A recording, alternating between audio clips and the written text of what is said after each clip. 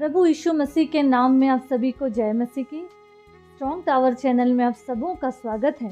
प्रियो, वचन में जाएं इससे पहले हम कुछ बातों को समझें कि जब इस संसार में कोरोना वायरस आया था तो उस समय, या कहा जाए महामारी आई थी, तो उस समय हर इंसान भय में था। हर इंसान डर रहा था कि कहीं हम न चले जाएं, क्योंकि हर घर में, हर दूसरे घर में कोई ना कोई जा ही रहा था, इस दुनिया को छोड़ रहा था। उस वायरस ने, उस महामारी ने लाखों लोगों को दुनिया से आज़ादी दे दी, या इस दुनिया से लोग चले गए। अगर हम देखें, उस महामारी के समय किसी का दौलत, शोहरत, पैसा क्या काम आया? नहीं आया। लेकिन इन सब के बावजूद भी लोग उसी के पीछे भाग रहे। जब तक महामारी नहीं आई थी तब तक लोग वैसे ही संसार में थे। जब महामारी आई उस वक्त लोग प्रभु के पास आने लगे, अपने अपने खुदा को याद करने लगे। और जैसे ही पता चला कि ये वायरस जाने लगा है, चला गया है, तो वो फिर से वही हाल। तो कहने का तात्पर्य ये है, आज मनुष्य को खुदा के चरणों में आने के लिए, उसको स्मरण करने के लिए महामारियों को लाना पड़ेगा। आज इंसान अपनी अंतरात्मा की कड़वाहट, ढीठपन को नहीं हटा रहा।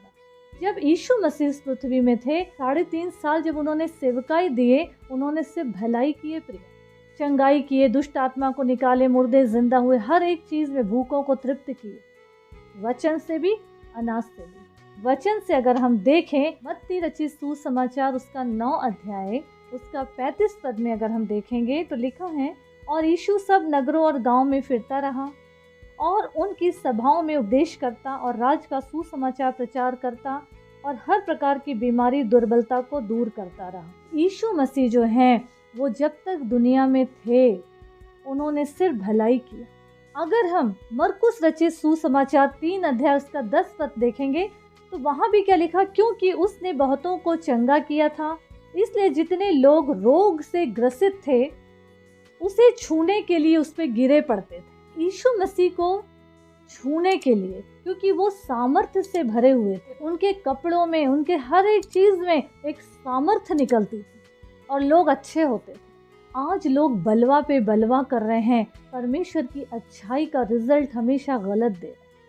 और पुराने नियम में भी अगर हम देखेंगे, गिनती की पुस्तक उसका 21 अध्याय उसका 4 और 5 पद में भी जो इजरायली थे वो मूसा के ऊपर कुड़कुड़ा रहे, बुड़बुड़ा रहे थे कि तू कहाँ हमको मरने ले आया, यहाँ ये नहीं, वो नहीं, खाना नहीं, पीना नहीं। उस समय भी वो परमेश्वर के कार्य को भूल गए और एक एक करके ढेर होते चले गए जंगल में। आज इतनी परेशानी, दिक्कत में प्रभु निकाल रहा है, लेकिन फिर भी लोग ढीठ बन के वहीं के वहीं हैं। प्रभु ने हमें ये जो जीवन दिए हैं, आज हम इसका क्या कर रहे हैं? आज भी महामारी हमारे जीवन पे बनी हुई है, लेकिन क्या कभी हमने ये चीज़ को देखा, समझा कि आज दिलों के अंदर की महामारियाँ जो कड़वाहट के रूप में है, जो एक द्वेष के रूप में है, ईर्ष्या के रूप में है, जलन के रूप में है, दाह के रूप में है, गंदगी के रूप में है, वो महामारी कभी जाएगी क्या? जब तक ये बनी रहेगी तब तक खुदा हमारे जीवन में प्रवेश नहीं कर सकते। पवित्र आत्मा का काम कभी नहीं होगा।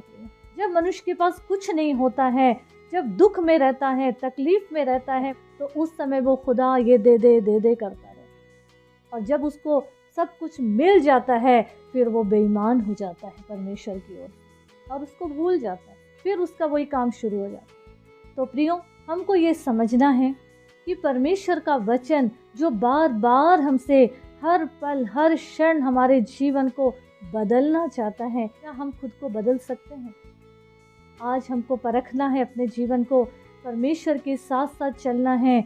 महामारी आती रहेंगी, जाती रहेंगी, लेकिन जब तक हमारे जीवन की महामारियाँ, आत्मा की महामारियाँ, गंदगी जो नहीं जाएगी, एक दूसरे के प्रति जो भरे हुए हैं गंदगी से, कड़वाहट से, जब तक ये महामारी हमारे जीवन से नहीं जाएगी, तो ये महामारियाँ आ रही है, जा रही हैं, वो आती ही रहेंगी। पता नहीं कितने लोग जाएंगे, अब कौन कौन सी लहर आने वाली। अगर हम खुदा के साथ साथ चलें तो खुदा का वचन, परमेश्वर का वचन हमसे क्या कहता है, आइए हम देखें। भजन संहिता 91 उसका 1 से हम देखेंगे वचन कहता है, जो परम प्रधान के छाए हुए स्थान में बैठा रहे वह सर्वशक्तिमान की छाया में ठिकाना पाएगा। मैं यहोवा के विषय कहूँगा कि वो मेरा शरण स्थान है और गढ़ है, वो मेरा परमेश्वर है, मैं उस पर भरोसा रखूँगा। आगे लिखा है, वह तुझे बहेलियों के जाल से और महामारी से बचाएगा। तो अब हमको ये समझना है, कब? जब हम उस परम प्रधान के साथ बने रहेंगे, जब हम उस परम प्रधान के साथ चलते रहेंगे, उसके भय में रहेंगे, अपने जीवन को खुदा के साथ वफादारी में रहेंगे, खुदा के साथ वफादार रहेंगे। परमेश्वर का वचन हर पल हमको सिखाता है, क्योंकि वचन से अगर हम देखें तो माथे के टीके से लेके पैरों के लिए दीपक तक के लिए, यानी कि सर से लेके पांव तक परमेश्वर का वचन हमको दिया गया है। मतलब कहीं कोई ऐसा जगह ना बचे जहां हम विरोधी हो जाएं, एक दूसरे के प्रति भी, खुदा के प्रति भी। तो प्रियो, हमको ये समझना है कि जब तक हम प्रभु के साथ बने रहेंगे, हमारे जीवन की तमाम वो बातें जो महामारी के रूप में हमारे जीवन में आती है, जाती है, आ रही हैं या फिर हैं, तो वो सब कुछ यीशु मसीह के नाम में दूर हो जाए। संसार की जो भी चीज़ है वो हमको स्वर्ग नहीं ले जाएगी, पर जो हमारे अंतरात्मा की जीवन की अच्छाइयाँ हैं, जो हम बांट सकते हैं लोगों को, वही हमारे साथ जाएगी और उसी के द्वारा हमारा न्याय होगा। तो प्रियो, प्रभु के भय में बने रहें, परमेश्वर के साथ एक मजबूत और अच्छा रिश्ता बनाइए प्रियो, तभी हमारा जीवन सफल होगा। तभी प्रभु का जो योजना है, जिस उद्देश्य से प्रभु ने हमको इस पृथ्वी में रखे हैं प्रियो, वो पूरा होता चला जाए। जबकि ये वचन हमें दिया गया है, तो इसे पढ़िए, इस पे अमल करिए और अपने जीवन को, दूसरों के जीवन को प्रभु के साथ जोड़िए, मजबूत बनाइए रिश्ता और प्रभु के राज के फैलाव की वजह बनते चले जाइए। इस वचन के द्वारा प्रभु हम सबको बहुतायत की आशीष दे। आमीन, आमेन।